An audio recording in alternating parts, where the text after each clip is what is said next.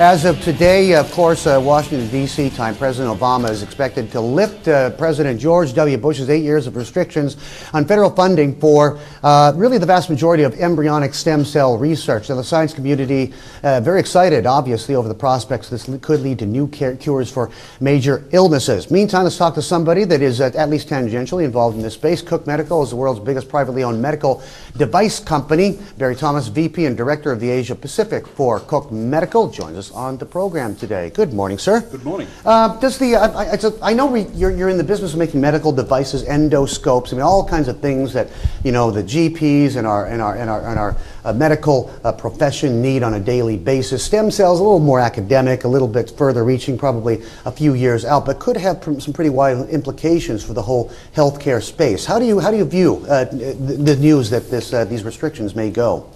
Well, certainly from the point of view of research, the restrictions have held back companies developing and looking at opportunities, and there's been work done in a lot of the universities in the US. Mm-hmm. So I think this is a good move. Mm-hmm. It is some years off, and it will take a lot of time for people to become comfortable with this type of research and what the benefits are. What are we talking here? We're talking like maybe 5, 10 years, or even a generation ahead. Even if we had a product, even if we had a product today, if we had something we could use today, by the time we got it through the regulatory path that evaluated and approved, would be 7 to 10 years before we would see it commercially. And in this part of the world, that would take even longer to probably get these type of products. Let's talk about what you do then, Barry. You make medical devices. So you're sort of like a GE in a sense, maybe like a Siemens, like some of the Japanese companies that make some endoscopes and fiber optic. Well, they're more devices or equipment that is used. Our products are more implantable products. So what we do is things like stents, stent grafts, not coronary stents, but more peripheral stents, stent grafts.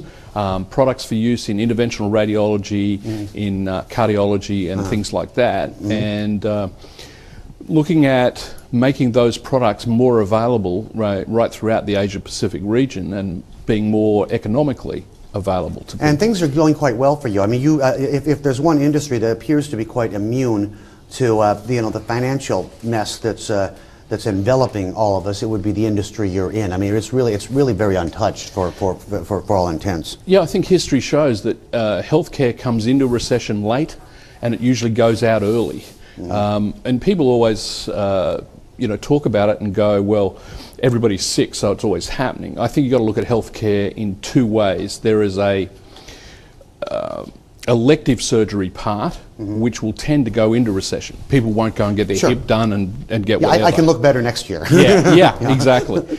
And that's why I heard recently, people were talking about, well, maybe medical tourism will help this region through this recession. You've been to Bloomberg in Bangkok, amazing institution. Yeah. I think they're going to suffer because this is a global impact. The lady sitting in Palm Springs isn't going to jump on an airplane and come and get her hip done in Singapore because she's feeling it right now. Her shares and her investments have collapsed. Then how come for this year you're forecasting top line revenues to increase by 50% and stay on even par with that in 2010 against that kind of a backdrop you're describing right now? Yeah. Well, again, because we're not in the elective type surgery, we're talking acute surgery here. You don't do silicone pads and things like that. You do the stuff you need. Exactly. To stay alive. To stay alive. Okay. And you look at China, for example, so far this year, our growth there is over 50%. But you've got a market there where people are now demanding better health care. You've got probably 300 million people now in China that are looking at their health care and wanting to be better. You think Obama's plans to overhaul the universal or the U.S. system could actually put more of a spotlight on this part of the world? I think it could. I certainly, from our perspective, we see that the growth is going to come from our companies out of this region. I mean, the U.S. healthcare system is not going to grow in dramatic form. Barry, thank you very much for making time to join us today. Okay, great. Best of luck as you make your way around the region. Barry Thomas, VP and Director Asia Pacific for Cook Medical. We're back with more Call in a bit.